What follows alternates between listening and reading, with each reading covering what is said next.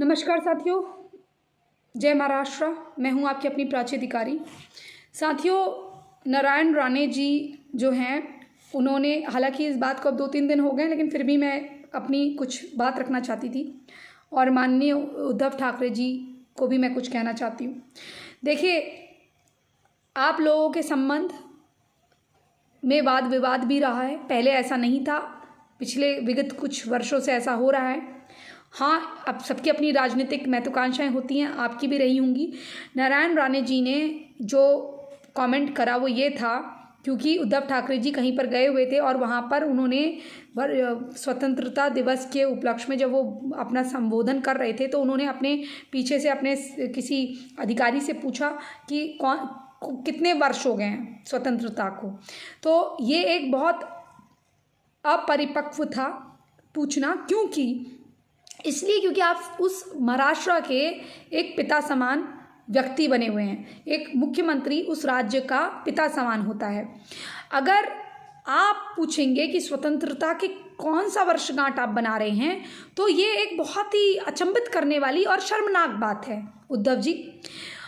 और दूसरी चीज़, क्योंकि आप पिता तुल्य हैं, एक बात और कहना चाहती हूँ कि देखिए, आप लोगों के इतने संबंध रहे, आज भले ही आप लोग अलग अलग जगह पे प्रतिनिधित्व कर रहे हों, ठीक है, अलग अलग तौर पे, एक गुट ना होकर, एक परिवार से अलग होकर आप लोग अलग अलग प्रतिनिधित्व कर रहे हों, लेकिन क्या नारायण राणे जी की उम्र आपने देखी?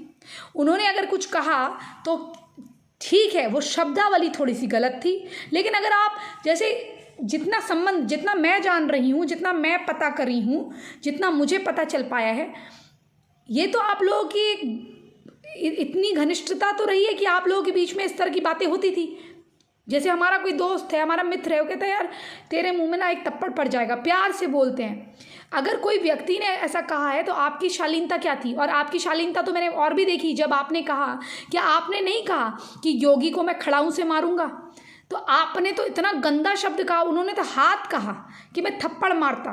और ये देश के संबंध में बात थी, आप एक मुख्यमंत्री थे, क्या आपको नहीं मालूम होना चाहिए था कि कौन सी वर्षगांठ आप जा रहे हैं? इतने बुजुर्ग हमारे प्रधानमंत्री जब जाते हैं भाषण देने के लिए यूएन में या कहीं पर भी, जब एक वैश्विक पटल पे या एक राष्ट्रीय पटल पे आप भाषण दे रहे होते हैं, राष्ट्रीय पटल पे इसलिए क्योंकि आप राजकीय पटल से राष्ट्रीय पटल पे इसलिए भाषण दे रहे हैं, अंतर्राष्ट्रीय पटल पे इसलिए भाषण दे रहे हैं क्योंकि वो जो मीडिया है ना, आपका अभिबोधन, आपका जो आपका संबोधन है, वो पूरी जगह उस मीडिया के माध्यम से जा रहा है।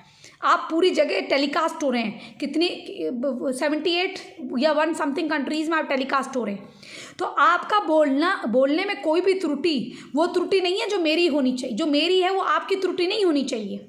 अगर मैं किसी से पूछूं कि यार कौन सा वर्षगांठ बना रहे हैं, 75 या 76, तो ये मैं पूछ सकती हूँ, आप नहीं पूछ सकते। कि 78 मैं पूछ सकती हूँ, आप नहीं पूछ सकते।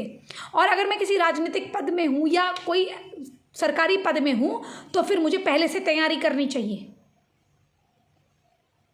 समझे आप?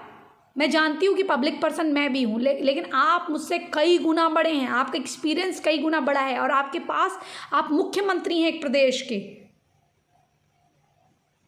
जो राष्ट्र से भी बहुत महान है, महाराष्ट्र है, जहाँ पूरी दुनिया, पूरे भारत का समावेश है, जहाँ से बिजनेस को हब माना जाता है, बिजनेस का इकोनॉमिक हब, वहाँ को आप रिप्रेजेंट करते हैं। और एक बुजुर्ग नेता, अगर आपके जो साथी रहे कई वर्षों तक, अगर वो ये कह देते हैं कि अगर उसको वर्षगांठ का नहीं मालूम कि कौन सी वर्षगांठ मना रहे हैं, ये एक मुख्यमंत्री को शोभा नहीं देता, और मैं होता तो थप्पड़ मार देता, अगर उन्होंने कहा, मैं उस बात का समर्थन नहीं कर रही हूँ, लेकिन आप लोग इतने घनिष्ठ मित्र रहे कि आप एक फ़ोन उठा के बोल नहीं सकते थे, जरा नारायण राणे जी को फ़ोन मिलाओ, क्या तुम मतलब आप क्या बोल रहे हैं ऐसा मेरे लिए? राणे जी, ऐसा क्या हो गया? ऐसा मत बोलिए, थोड़ी मेरे पद की गरिमा रखिए।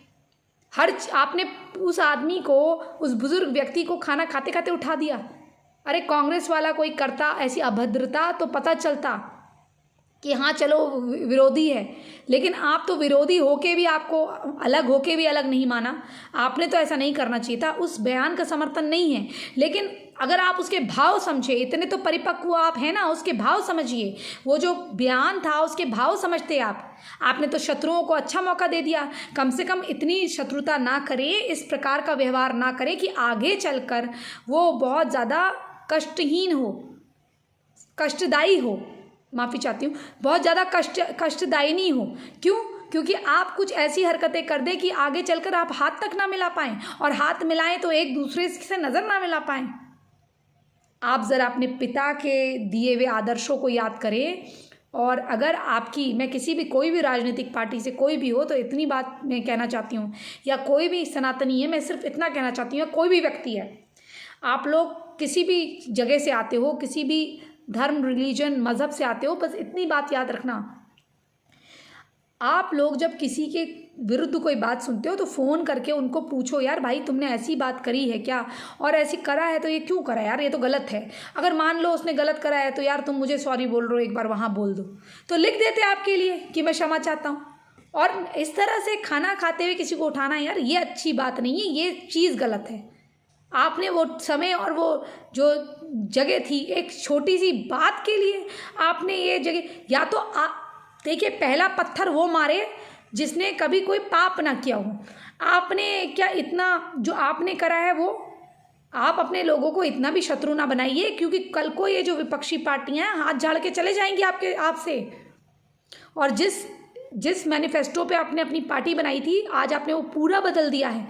आपके पिता की आत्मा छलनी होती होगी, इसलिए थोड़ा अपने आप पे ध्यान रखें। और इतनी राजनीति तो मैं भी अपने परिवार से जानती हूँ कि क्या बोलना चाहिए और क्या नहीं बोलना चाहिए। एक पद और गरिमा आने के, पद की गरिमा होने के बाद, जब पद होता है तो उसकी गरिमा को मेंटेन रखते हुए, उसको बचाते हुए किस प्रकार से आपको व्यवहार करना है, इतना आपको सोच होनी चाहिए। और यही मैं कहना चाहूँगी। नारायण राणे जी की गिरफ्तारी का मैं विरोध करती हूँ, और उनके बयान का भी मैं विरोध करती हूँ। जो शिवसेना ने, जो शिवसेना के तौर पर अब बर्ताव कर रही है, और इतने सालों के अपने एक पारिवारिक संबंधों को नष्ट कर रही है, अपने अच्छे दोस्त शत्रुओं के चक्कर में खोती जा रही है। मैं बस इतना कहना चाहती हूँ,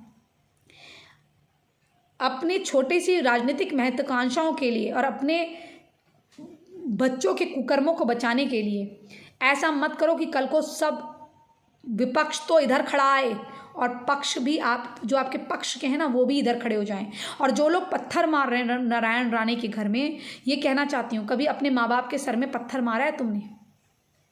और कल को ये सत्ता नहीं रहेगी और तुम अकेले रहोगे, अगर तुम अकेले पकड़े गए और उन्होंने बता दिया किसी को कि ये व्यक्ति था, और तुम्हें जब घरों से उठाएंगे तब क्या करोगे?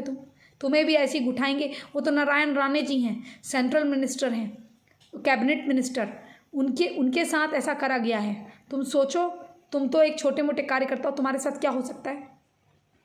किसी नेता की कठपुतली मत बनो, अपने सनातनियों का इतना भी अहित मत करो। जो तालिबान मार रहा है, जो दूसरे लोग मार रहे हैं, वो तुम शिवसेना के हो, कांग्रेस के हो, इसके हो, उसके हो करके नहीं मार रहे हैं। वो क्यों मार रहे हैं वो खुद समझो। और यही कारण है तुम्हारे विभाजन का, यही कारण है कि जब ये सब चीज़ें होती हैं ना, तो कई बार लोगों को लगता है कि इनमें तो बिल्कुल एकता ही नहीं है, और हम लड़ किसके ले रहे हैं।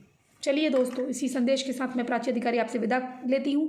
और ये मैं दोबारा कहती हूँ जाते जाते कि मैं नारायण राणे जी के उस बयान के खिलाफ हूँ, विरुद्ध हूँ।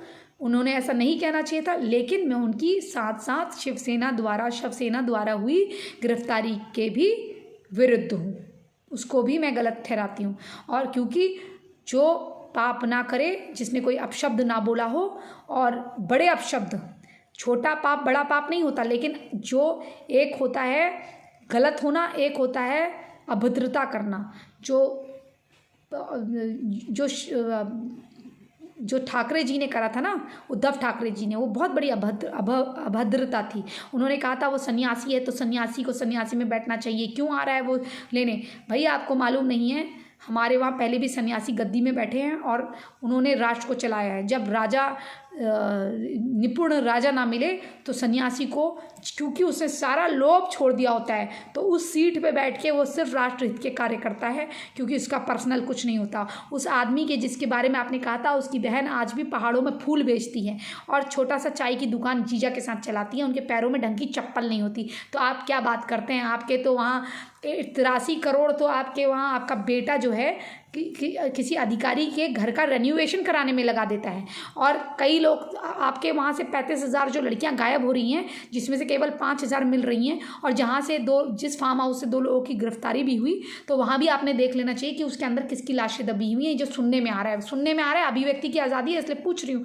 अगर आप जवाब दे सकते हैं किसकी है तो बता दीजिए, नहीं तो हमें भी गिरफ्तार करवा दीजिएगा, क्योंकि गिरफ्तारी का तो फैशन है। गिरफ्तारी खेलो, कोई किसी को गिरफ्तार कराओ, कोई किसी को गिरफ्तार कराओ, सब एक दूसरे की इज्जत नीलाम करो।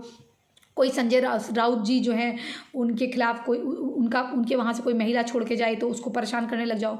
आपके वहाँ तो वैसे भी महिला में डिफरेंस है। एक रिया है, उसके लिए 9 गाड़ियाँ एस्कॉर्ट करती हैं। वो पुलिस थाने में 2-2 3-3 बजे तक मायका ससुराल समझ के रहती है, किसी भी अधिकारी को फ़ोन मिला देती है। और वहीं जो पीड़ित की बहन, सुशांत की बहन होती है, उसको रगड़ा के पुलिस ले जा रही होती है। तो ये फ़र्क है ना आपके वहाँ। चलिए, इसी संदेश के साथ मैं प्राची अधिकारी आपसे विदा लेती हूँ। आप क्या सोचते हैं इस वीडियो के बारे में ज़रूर नीचे लिख के बताइएगा। वीडियो लेट लाई हूँ, लेकिन फिर भी जो दिल की बात थी वो आपसे बोल दी। जय श्री राम।